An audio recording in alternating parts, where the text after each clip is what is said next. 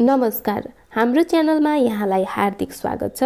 आज पनि हामीले यहाँहरूको लागि एउटा विशेष भिडियो तयार पारेर ल्याएका छौं।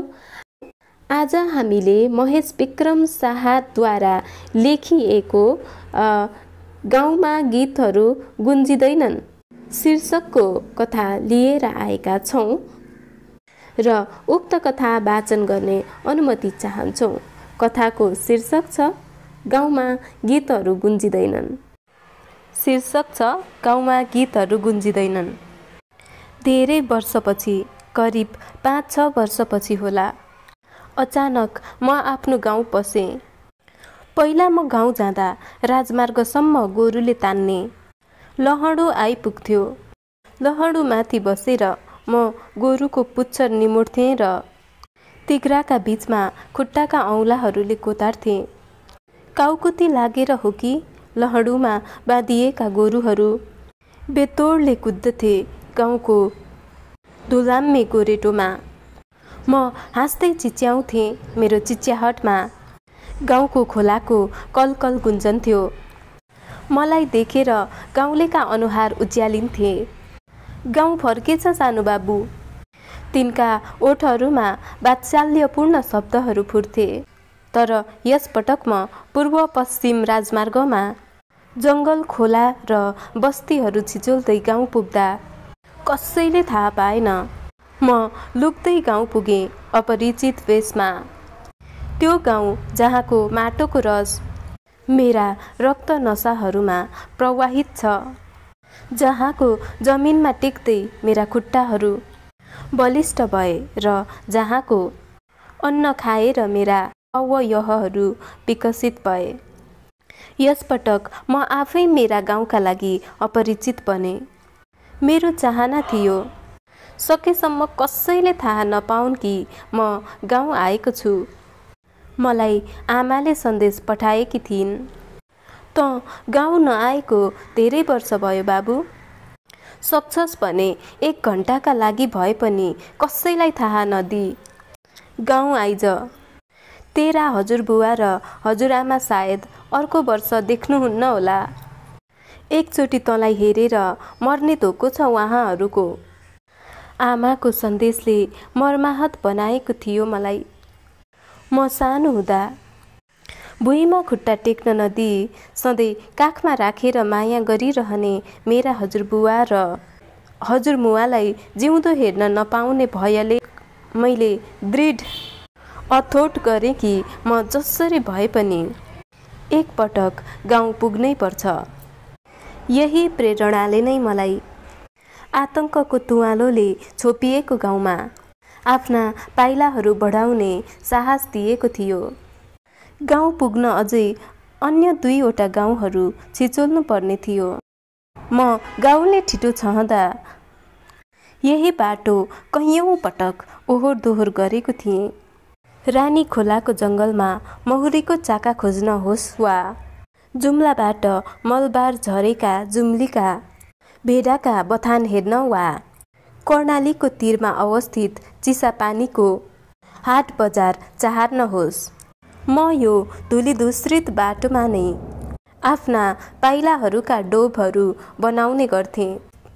यो धुले गोरेटो अहिले बीचबीचमा खण्डित थियो र बाटाका दुवै किनारका जङ्गली घाँस र बेसारेका बोटहरू बढेर आधी बाटो ढाकेको थियो।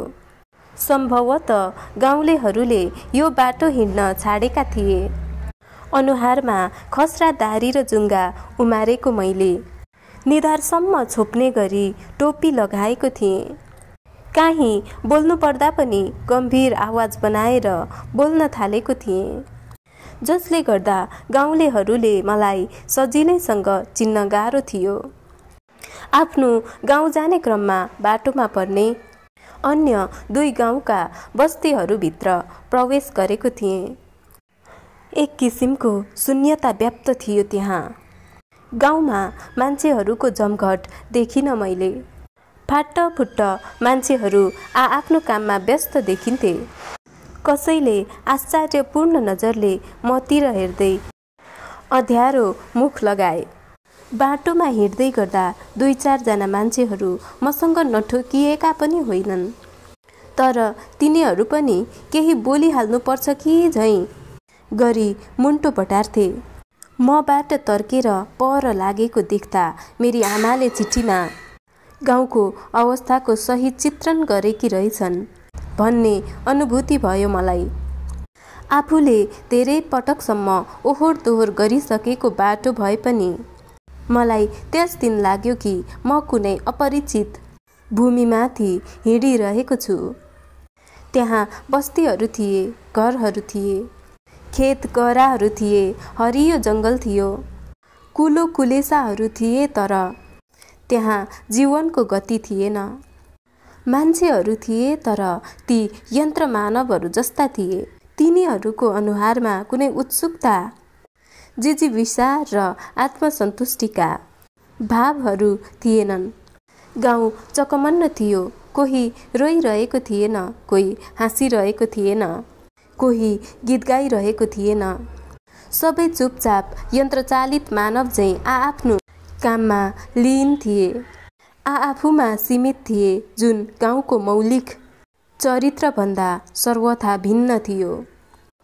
म पनि अपरिचित मान्छेको वेशमा, अपरिचित भावभङ्गिमाको आवरण ओढेर एक्लास बाटोमा टेक्दै गाउँहरू छिचोल्दै अगाडि बढिरहेँ। गाउँको माटोको स्पर्शले मेरो मनमा विगतका स्मरणहरू तरङ्गित हुन थाले। हामी साइकलमाथि थच्चिँदै मच्चिँदै बेतोडले हुइकिँदै गाउँहरू छिचोल्दै स्कुल जाने गर्थ्यौँ। गाउँका हरेक घरका लागि हामीहरू प्रिय अतिथि थियौँ। घर घरको कुवाको पानी पिउँदै हामी आफ्नो शरीरमा नयाँ ऊर्जा भर्दथ्यौँ। भोक लागेको बेला बार नाग्दै करेसा बारीमा छिर्न र घरको झ्यालबाट भान्सामा के पाक्दैछ भनी चियाउन धक मान्दैनथ्यौँ। यस्तो अनुभूति पालेर बस्थ्यौँ मानौ हामीहरू गाउँलेका प्रिय सन्तान हौँ र सबै घरहरू हाम्रा आफ्नै हुन्। यही भावनाले नै होला हामी सबैमाथि आफ्नो हक जमाउँथ्यौँ।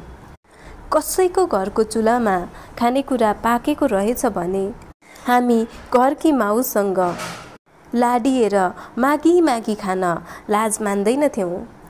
मैले आफ्नो गाउँमा प्रवेश गरेको थिएँ। खरले छाएका भुइँतले घरहरूको झुरुप्प बस्ती थियो मेरो गाउँ। मेरो नाकमा हर्र गाउँको चिर परिचित महक हर्र ठोकिएको थियो।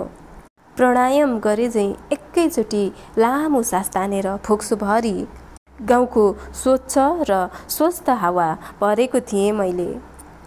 मेरो गाउँ शान्त र सुन्दर देखिन्थ्यो। गोधुलीको रङ्गी बिरङ्गी छाँटले गाउँलाई चुमिरहेको थियो।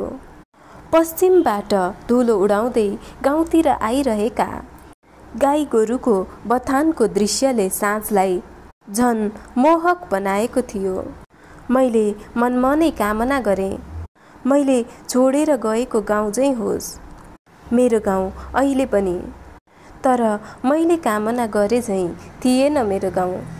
गाउँको मुखमा नै मैले बालककालमा 12 खरी सिकेको स्कुल थियो। मैले आफ्नो नाम लेख्न सिकेको स्कुल एउटा भत्केको खण्डरमा परिणत भएको थियो। त्यहाँ बालबालिकाहरू 12 खरी रटिरहेका थिएनन्।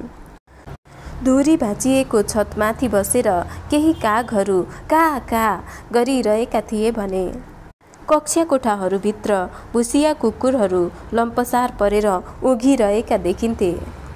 स्कुलको दुरवस्थाले मनमनै पिरोल्लिरहे म। स्कुलको आँगन नागेर एक फड्को मार्ने बित्तिकै अर्को मार्मिक दृश्यले मेरा आँखाहरू जलमग्न भए। गाउँलेहरूको अथक प्रयास र परिश्रमबाट खडा गरिएको टेलिफोन टावरको कार्यालयमा क्षतविक्षत फलामको टावर मात्र खडा थियो। यही टावरबाट नै मेरी आमा छोराहरूको कुशल क्षेम सोधेर सन्तोषको श्वास फेर्ने गर्दथिन्। तर अहिले यो ठाउँमा ढडेका वस्तुहरूको थुप्रो मात्र देख्न सकिन्थ्यो। टेलिफोन टावरमा बम विस्फोटनले सल्काएको डढेलोसँगै कत्तिका मनहरू हनहनी जले होलान्। यसको कल्पनाले मात्र पनि मनमा नै अत्तालिए म। मनको कुरालाई मनभित्रै अनुभूत गरेर अगाडि बढे म। गाउँको सिरानमा नै हरेरामको घर थियो। हरेराम र म बालककालका साथी थियौँ। म सहर बसेपछि ऊ पढाइ छोडेर खेतीपातीमा लागेको कुरा सुनेको थिएँ। हरेरामका काकाले हरेरामका बाबुसँग, तिम्रो छोरो स्कुल जाने, मेरो छोरो गोठालो हुने, कि दुवैलाई स्कुल पठाऊ नत्र दुवैलाई गोठालो बनाऊ भनेर विरोध जनाएपछि हरेरामले पनि पढाइ छाड्नु परेको थियो। सधैँ कक्षामा अब्बल आउने हरेरामले त्यसपछि स्कुलको झोला थन्क्याएर हलो समात्नु परेको थियो। हरेरामलाई नदेखेको नभेटेको धेरै भइसकेको थियो। म उसलाई एकछिन मात्र भए पनि भेटेर भन्न चाहन्थेँ, हरेराम कैसन हो सगरिया, सब ठिक त बा? मैले कर्के आँखाले उसको घर वरिपरि हेरेँ। घर वरिपरिको वातावरण सामान्य थिएन। फुसको छतललाई झारपातले छपक्कै ढाकेको थियो। घरका भित्ताको लिउन उब्केको थियो। घर अगाडिको आँगन जहाँ हामीले धेरै पटक उछलकुद गरेका थियौँ र माघीमा मादल ठटाउँदै नाचेका थियौँ, खाडलै खाडलहरू थिए। घरको दक्षिण दिशामा करेसा बारी थियो। त्यहाँ हुर्कन नपाई सुकेका बोटहरूले हरेरामको वास्तविक गाथा बताइरहेका थिए। मैले अचम्मित हुँदै ढोकामा हेरेँ। त्यहाँ तालचा झुन्डिएको थियो। घरमा हरेराम थिएन, सम्भवतः गाउँमा नै थिएन। मेरो बालसखा हरेराम, ऊ कहाँ गयो? किन गयो? कता लाग्यो उसको परिवार? केही अनुमान गर्न सकिनँ मैले आफ्ना बोझिल कदमहरू अघि बढाएँ।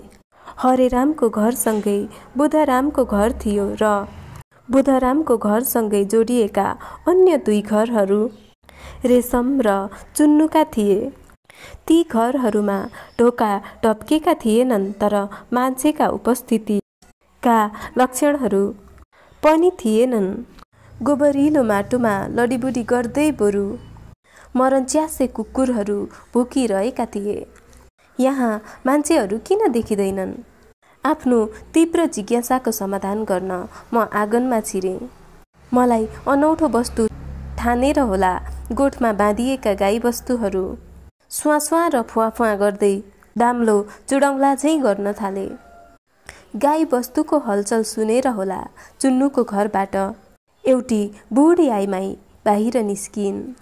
उनले आत्तिएको मुद्रामा मेरो अनुहारमा हेरिन्। त्यसपछि उनको दृष्टि सर्दै गएर मेरो हातमा स्थिर भयो। मेरो हातमा बाँसको लट्ठी थियो। उनले हतारिँदै भनिन्, चुन्नु नै हो, ऊ परदेश गयल बा। कितनी बार कहूँ मैं ये बात। उनी झर्को मान्दै यस्तो भावले भनिरहेकी थिइन् मानौ म पटक पटक चुन्नुको नाम लिएर उनलाई पिरोल्न यहाँ आइरहने मान्छे हुँ। चुन्नुको आमाको थरथराएको स्वरले व्यथित बनायो मलाई दुवै हात फैलाएर भन्न मन लाग्यो, माई मैं नहीं चिन्लो, मैं तोर छावा चुन्नु के सगरिया सानो बाबु। तर मैले सोच्न नभ्याउँदै आमा घरभित्र छिरिसकेकी थिइन्। उनले जोडले ढोका ढ्याम्म लगाइन्। घरभित्रबाट आग्लो ठोकेको आवाज पनि प्रष्टसँग मेरो कानमा पर्यो।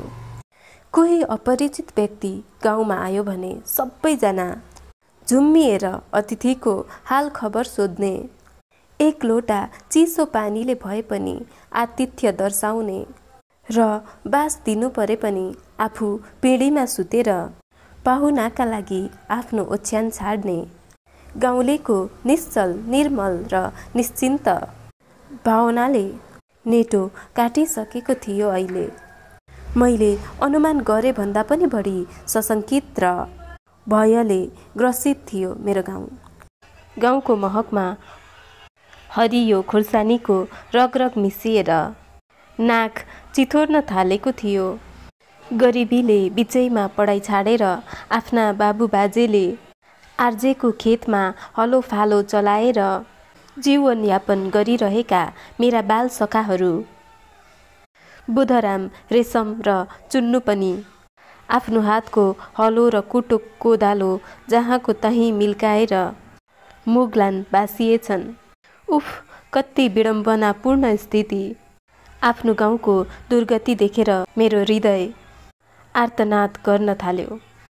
म गाउँका लागि अपरिचित बने पनि मेरा लागि मेरो गाउँ परिचित मात्र नभई मेरो भावनामा समाहित थियो। गाउँको वर्तमान परिवेशले मलाई अपरिचित बनेर रहन दिएन। अब मलाई आफू पनि गाउँसँग चिनिन मन लाग्यो। घर घर चाहार्दै कुद्न मन लाग्यो। दिनमा पनि रात परे झैँ गरी ढप्केका ढोकाहरूमा हातले ठोक्दै भन्न मन लाग्यो, म सानो बाबु हुँ। सानो बाबुको रूपमा घरभित्र छिरेर उधुम मचाउँदै विगतका मनमोहक र रमाइला क्षणहरूको सम्झना दिलाउँदै तिनका भावहीन अनुहारहरू खित्का झार्दै हाँसेको देख्न मन लाग्यो। मैले हतार हतार आफ्ना कदमहरू बढाएँ। मैले मनमनै आफैसँग भने, म सानो बाबु हुँ। अब केही परिचित मान्छेहरूसँग भेट भएको खण्डमा आफ्नो वास्तविक परिचय दिनमा मलाई कुनै सङ्कोच थिएन, न त डर नै थियो। आफ्नो गाउँमा सानो बाबुको रूपमा आत्मसात हुन म तयार भइसकेको थिएँ। गाउँको बीचमा सुरजरामको घर थियो। ऊ पनि मेरो बाल सखा थियो। उनकी बहिनी थिई फुलवा। उसलाई म पनि आफ्नी बहिनी सरह माया गर्थेँ। सुरजराम र म बीच जहिले पनि फुलवालाई कसले बढी माया गर्छ भन्ने होड चलिरहन्थ्यो।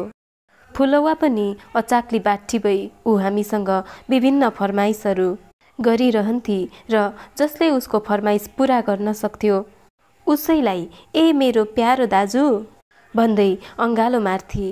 आजकाल कहाँ होला त्यो सुरजराम र कहाँ होली त्यो फुलवा। उनीहरूसँग भेटेर सुख दुःखका कुराहरू गर्न तीव्र आकाङ्क्षा पलायो मेरो मनमा। अब म तिनीहरूको नजिक पुगेँ। आँगनमा कोही थिएनन्।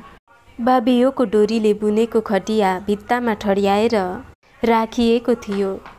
घरभित्रबाट गनगनको आवाज आइरहेको थियो। ढोकानेर उभिएर मैले आवाज दिएँ, सुरजराम, ए सुरजराम, देख तो कन आयन बा। मेरो पहिलो सम्बोधनको फलस्वरूप घरभित्रबाट आएको गनगन एकाएक बन्द भयो। मैले दोस्रो पटक आवाज दिँदा घरभित्र मान्छेहरूले दबेको आवाजमा कुरा गरे झैँ सुने, तर ढोकासम्म कोही मान्छे आइरहेको थिएन। मैले तेस्रो पटक आवाज दिएँ, सुरजराम नहीं हो का? मै सानो बाबु काठमाडौँ से आइले रहूँ। मेरो नामले सायद जादुमय आकर्षण गर्यो। सानो बाबु, भित्रबाट एउटी आइमाईको मसिनो आवाज गुन्जियो। केही छिनपछि नै घर्याक्क ढोका खुल्यो र एउटा नारी अनुहार मेरा सामु प्रकट भयो। ऊ अरू कोही नभई मेरी प्यारी फुलवा थिई, जो मलाई सुरजराम जत्तिकै माया गर्थी। उसका ठुला ठुला आँखा र सुलुत्त परेको नाकबाट उसलाई नजुक्की ठम्म्याउन सकिन्थ्यो, नत्र भने उसको अनुहारमा चाहुरीहरू गुजुल्टिन थालिसकेका थिए।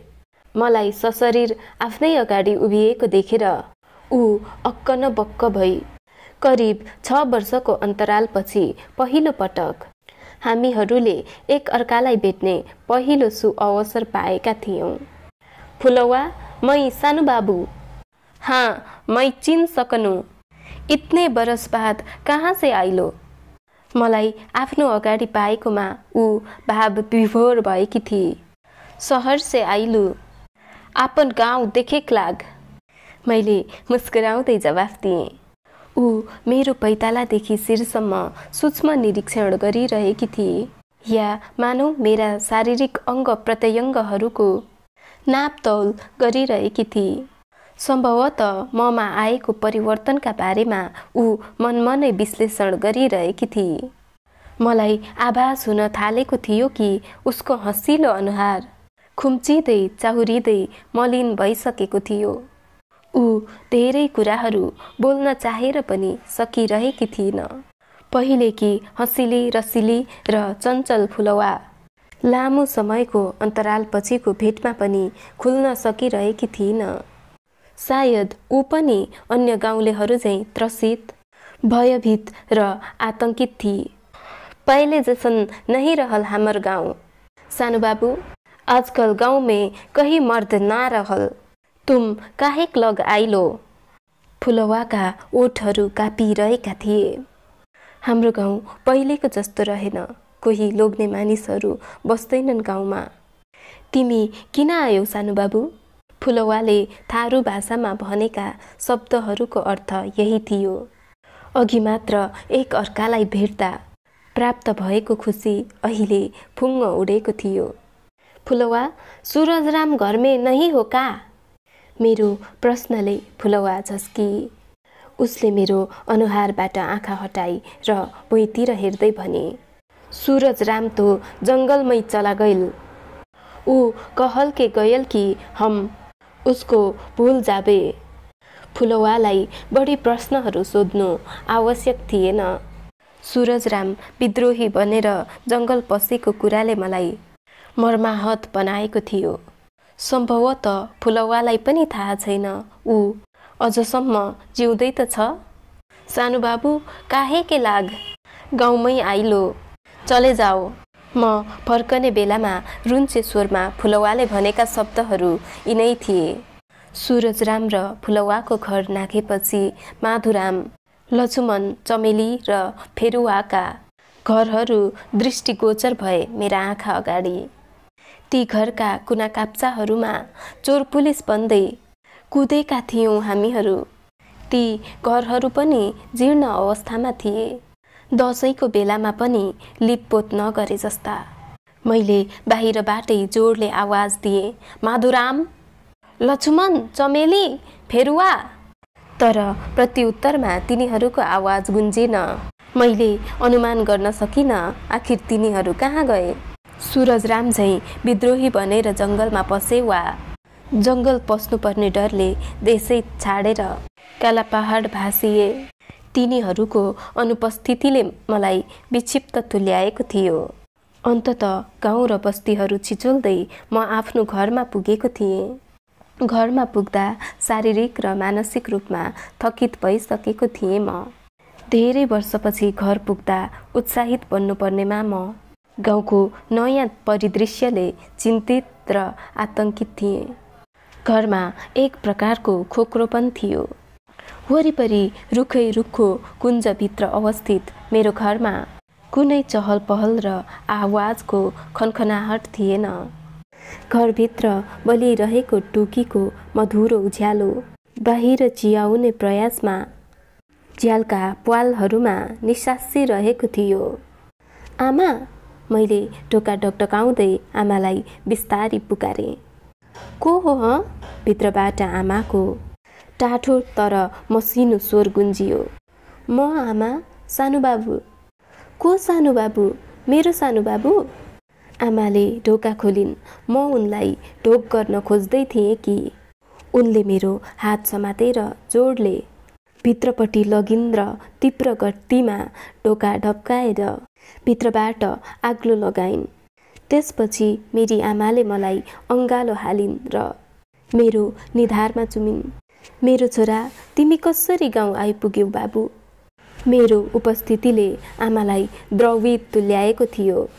उनी आफ्ना भिजेका आँखाहरू पुछिरहेकी थिइन्। टुकीको उज्यालोमा मैले मेरी आमालाई हेरेँ। उनी धेरै बुढी भइसकेकी थिइन्। उनको अनुहार रुग्ण र चिन्ताग्रस्त देखिन्थ्यो। आफ्ना पति, नाति नातिना र छोराछोरीहरूबाट टाढा गाउँको निर्जन परिवेशमा एक्लै बस्नुपर्दा मानसिक तनावले दिन प्रतिदिन गाल्दै गइरहेकी थिइन् मेरी आमा। आफ्ना नङ्ग्रा खियाएर जोडिएको सम्पत्ति र वृद्ध सासु ससुरालाई लथालिङ्ग छाडेर सहरमा बस्ने कुरामा विमति थियो मेरी आमाको। उनी आफ्नो पसिनाले सिन्जित धरती नै आफ्नो कर्मभूमि भएको कुरालाई बारम्बार भनिरहन्थिन्। त्यसैले नै अरूले गाउँ छोडेर सहर झरे पनि उनी भने एक्लै गाउँको सिङ्गो घर रुगेर बसिरहेकी थिइन्। मेरा वृद्ध हजुरबुवा र हजुरआमाका चाउरी परेर रोलिएका अनुहारहरू मेरो आगमनले तन्किएका थिए। बुढ्यौलीले थला परेको उनीहरूको थिलथिलो शरीरलाई निकै बेर सुमसुम्याए मैले। "तँ कसरी गाउँमा आइस बाबु? हामीले त आशा मारिसकेका थियौँ। तँ जन्मेको हुर्केको खेलेको यो गाउँ त परदेश जस्तो भइसक्यो बाबु।" हजुरबुवाले तोते बोलीमा आफ्नो चिन्ता प्रकट गरे। गाउँमा आफूले देखेका चिनेका मान्छेहरू पातलिँदै जान थाले बाबु। नचिनेका नयाँ मान्छेहरू मात्र बन्दुक बोकेर घुमिरहन्छन् यहाँ। हजुरबुवाले मेरो कपाल स्पर्श गर्दै भने। उनका आँखाभरि टम्म आँसु थियो। हजुरआमाले मेरो चिउँडो मुसार्दै भरभर आँसु झार्दै भनिन्, "अब हामी बल्ल सन्तोषले मर्न पाउने भयौँ बाबु।" म पनि हजुरआमालाई अँगालो हालेर धेरै बेरसम्म रोइरहे। त्यस रात मेरी आमाले मलाई पनि चुलो नजिकै राखेर रोटी पकाइन्। तातो तावामाथि एउटा रोटीलाई सेक्दै आगाको भुङ्रोमा राखिएर पुक्क उक्सिएको अर्को रोटी मेरो थालमा राखिदिँदै आमा बोलिरहेकी थिइन् निरन्तर। मैले मुख नचुठिन्जेल, "गाउँमा त्राहिमाम छ बाबु। कोही पनि गाउँमा बस्न चाहँदैनन्। जग्गा जमिन हुनेहरू आफ्नो गाउँको सरसम्पत्ति बेचेर सहर झरे। केही नहुनेहरू काला पहाडतिर कुदे। तर मलाई आफ्नो गाउँको माया लाग्छ बाबु। जति नै डर भए पनि म यो घर बगैँचा खेतीपाती र गाई बस्तुलाई चटक्क छाडेर सहरमा जान सक्दिनँ। सहरमा जति सुकै सुख भए पनि म खुसी हुन सक्दिनँ। गाउँको माटो, गाउँको हावा र गाउँको पानीमा नै मेरो सानो संसार रमाउँछ बाबु।" मेरी आमाले भावुक मुद्रामा आफ्नो मनको बह पोखेकी थिइन्। राति म आफ्नै पुरानो कोठामा सुतेको थिएँ। कोठा पुरानो भए पनि त्यस कोठासँगको मेरो लगाव र आपनत्व पुरानो भएको थिएन। मैले कोठाको झ्याल खोलेँ। शीतल हावाको एक झोक्काले हतार हतार मेरो अनुहारमा मै खायो। मेरा नसाहरूमा अलौकिक आनन्दको तरङ्ग प्रवाहित भयो। मैले झ्यालबाट बगैँचातिर दृष्टि घुमाएँ। बगैँचाका पातहरू अचानक हल्लन थालेका थिए।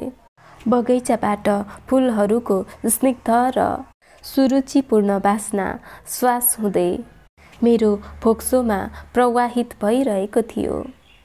अँध्यारोमा पनि म बगैँचाको सुन्दरतालाई अनुभूत गरिरहेको थिएँ।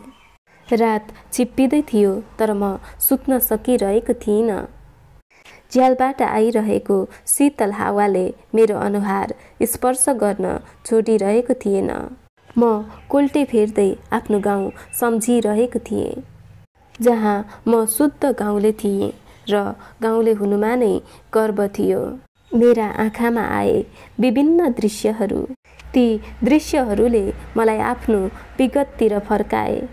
म फुच्चे सानुबाबु बनेको थिएँ। गाउँभरिकै चञ्चल र चपल सानुबाबु। मेरो साथमा मेरा साथीहरू थिए। हरेराम, बुधराम, रेशम, चुन्नु, सुरजराम, फुलवा, चम्पी र फेरुवा। गाई गोरुको पुच्छर निमोड्दै हामी वन जङ्गल चाहार्थ्यौँ। खोला नालामा हवै पुल्टुङबाजी मार्थ्यौँ।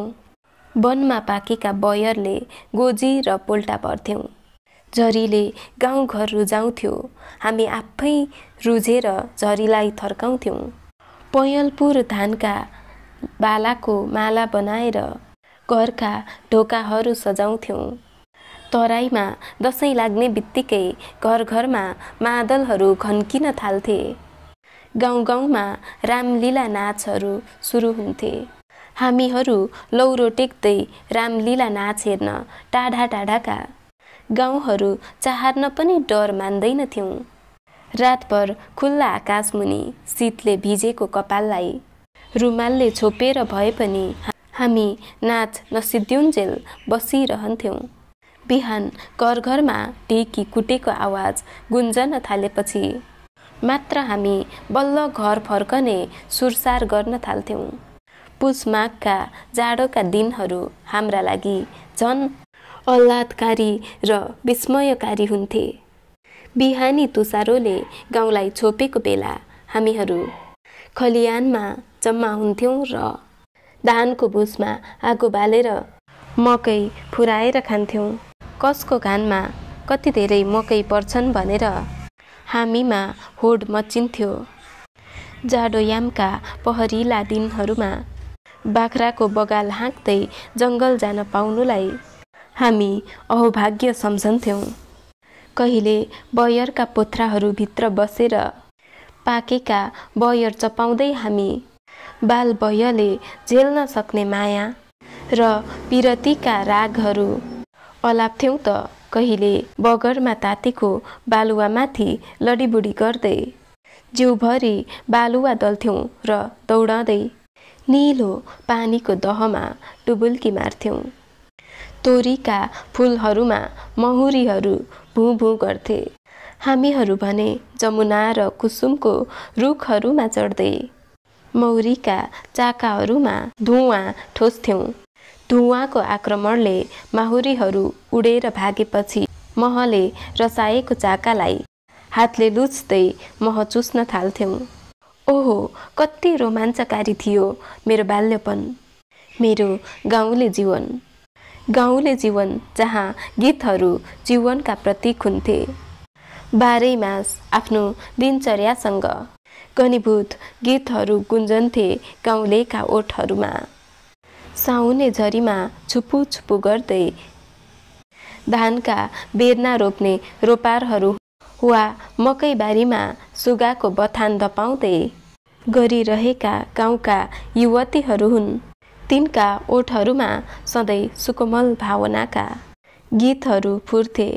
खेतमा हलो जोत्दा होस् या करेसा बारीमा डल्ला फोर्दा होस्, गीतको लयमा तिनका हातका औँलाहरूले बयली खेल्थे।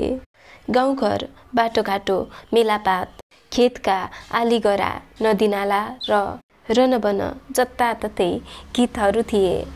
गीतमा सत्य, शान्ति र सुन्दरता थियो। गीतहरूले नै जनाउँथे कि यहाँ मानव बस्तीहरू छन्। गाउँको दृश्यपटलमा हुने परिवर्तनलाई गीतको भाका र भावले डोर्याउँथ्यो। गीत र तालको सुरमा नै ऋतुहरू फेरिन्थे। गीत मान्छेको जीवनको प्रतीक थियो। गीतको प्रतीकले सन्देश दिन्थ्यो कि मान्छेको जीवनमा गतिशीलता छ। म उकुस मुकुस हुन थाले। झ्याल बाहिरको परिवेश शान्त प्रतीत भए पनि मेरो मनभित्र ज्वाला दन्किरहेको थियो। म बोल्न चाहन्थे कि म गाउँमा केही दिनको अतिथि बनेर आएको हुँ। म फर्कन चाहन्थे त्यो परिवेशमा जहाँ मेरो वास्तविक गाउँ थियो। म थिएँ, मेरा चञ्चल सङ्गीहरू थिए र जीवनका गतिशील गीतहरू थिए। म फेरि गाउँको धुलीधुसरित गोरेटोमा धुलो उडाउँदै दौडन चाहन्थे। खेतका हरिया फाँटहरूमा कुद्दै पयलपुर बालाहरूलाई चुम्न चाहन्थे। वन जङ्गल चाहन्थे। चराहरूको मिठो सङ्गीत सुन्न चाहन्थे। रातभर शीतले छपक्क भिजेर बोटको फेद वरिपरि झरेका मौवाका रसिला फलहरूलाई डालोमा भर्न चाहन्थे। बाह्रैमास गाउँमा प्रत्येक घरहरूमा मादल घन्केको र सबैका ओठहरूले उत्सव गीत गाएको देख्न चाहन्थे। म नाच्न चाहन्थे साथीहरूका हात समातेर आँगनमा, खलियानमा र गौचरणमा। अहो, मेरो गाउँ कति प्यारो छ मेरो गाउँ। अब म विस्थापित हुन्न आफ्नो गाउँबाट। अब सधैँ साँझ परेपछि यसै गरी बगैँचाबाट फुलहरूको शीतल सुगन्ध बोकेर शीतल हावा झ्याल हुँदै मेरो अनुहारलाई स्पर्श गर्न आइपुग्नेछ र म आफ्ना पङ्खहरू फिजाउँदै उड्नेछु सिमलका भुवाहरू जस्तै चञ्चल र कोमल बादलु देशमा। सानो बाबु मेरी आमा ढोका बाहिरबाट चिच्याइरहेकी थिइन्। मेरा आँखाका ढकनीहरू सपनाको संवेदनाले टाँसिएका थिए।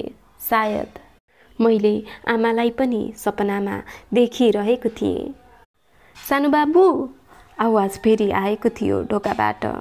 मेरी आमा वास्तवमा नै ढोका बाहिरबाट मेरो नाम लिँदै चिच्याइरहेकी थिइन्। म हत्तपत्त ओछ्यानबाट उठेँ र ढोका खोलेँ। अस्तव्यस्त अवस्थामा मेरी आमा ढोकामा ठिङ्ग उभिएकी थिइन्। आमा आमा सानो बाबु तिमीले बन्दुकको आवाज सुन्यौ? हरे गाउँमा बन्दुकहरू पड्किन थालेका छन्। सम्भवतः बन्दुकेहरू फेरि छिरे यस गाउँमा। ती बन्दुकहरू पड्कँदै हाम्रो घरसम्म आइपुग्दासम्म तिमी भागिहाल मेरो बाबु। आमा भय र त्रासले कापिरहेकी थिइन्। आमा म साँझ मात्र गाउँ आएको हुँ। आजै किन गाउँ छोडेर जाउँ? आमा गाउँ छाड्नु पर्ने कुराले मात्र पनि मेरो छातीभित्र भक्कानु छुटेको थियो। हामीलाई जे भए पनि मलाई तिम्रो जीवनको माया छ बाबु। तिमी अब धेरै प्रश्नहरू नगर। हाम्रो गाउँ पहिलेको गाउँ रहेन अब। बन्दुकको डरले गाँजेको थियो मेरी आमालाई र उनी मलाई छिट्टोभन्दा छिटो गाउँबाट भगाउन व्याकुल भइरहेकी थिइन्। ड्वाङ ड्वाङ ड्वाङ बन्दुकहरू फेरि गर्जन थालेका थिए। बन्दुकको पछिल्लो आवाज धेरै नजिकबाट आएको प्रतीत हुन्थ्यो। गाउँमा मान्छेहरूका मृदुल ओठहरूले जीवनका मङ्गल गीतहरू होइन, बन्दुकका विध्वंस र विनाशका अशुभ गीतहरू गाइरहेका थिए। सानो बाबु यो झोला समात र छिट्टोभन्दा छिटो यो गाउँ छोडिहाल। बाबु आमाले ठुलो डाँको छाडिन्।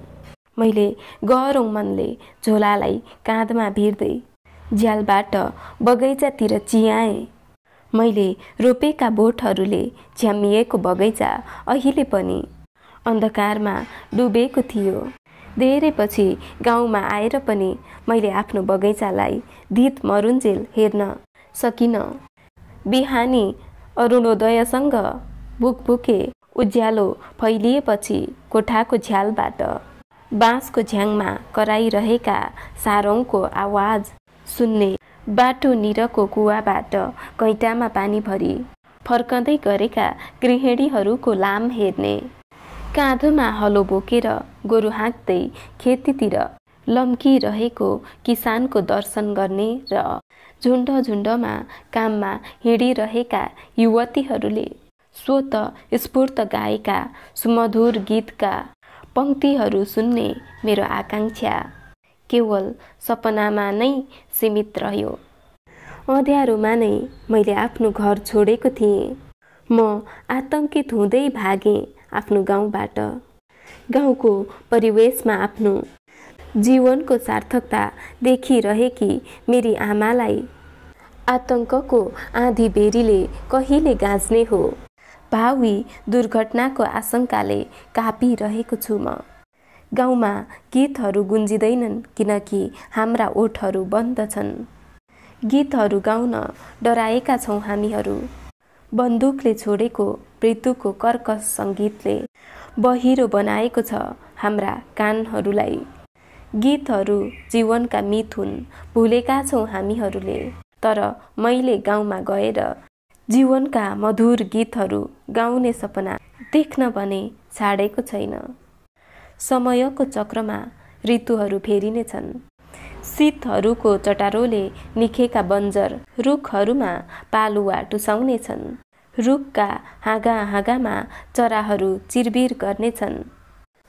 वनफुलको महकले रङ मङ्गिनेछ गाउँको वातावरण। गाउँमा वसन्त फर्किनेछ।